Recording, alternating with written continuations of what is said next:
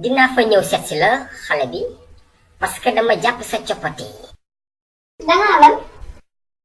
dama jàpp sa coppati maanaam dama la bëgg su ma sañoon daal dinaa la gis nga daagu sama biir kër gi loolu moom dina ma neex. papa li nga wax yëpp dégg naa maa dem wax ko sama yaay. hey kon yaa ngi taxaw fi di déglu yow.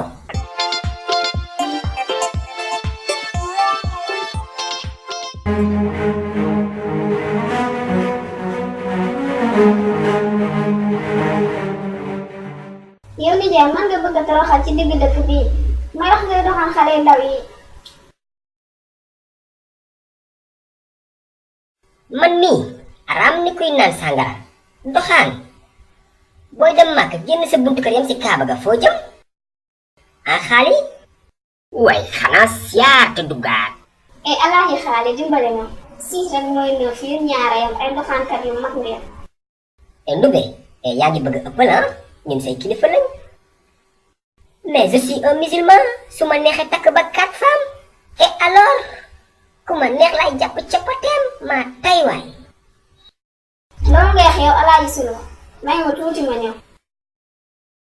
hey alaaji suluxu man simeekum ndumbe duma fi fekk dee bul fàtte dee karaate kaala woon bañ koy labat dee. waaye dara taxawal ñu affronté ko waaye ki mooy kandoorul am ñaareelew xaali.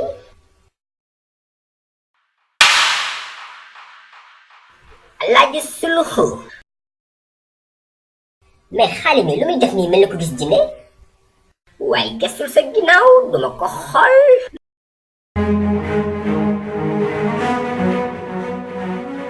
wandu mel lii lan la sa yére karaté bi nga solaat. e nijaay dellu si li nga waxoon. waaye ma ni su ma neexee ma takk deuxième femme laa wax.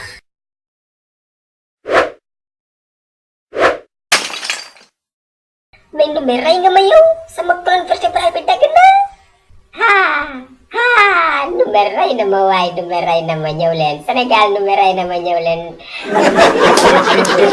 sama colonne vertébrale bi. mais soxna ndumbe da ngay rey kii yow xanaa du sa borom kër.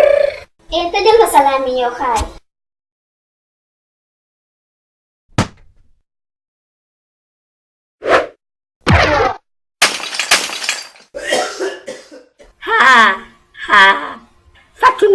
Fatuna ndumbe yóbbu na ma alaxira. xaali couvre-moi mu ngi may diri xaali couvre-moi.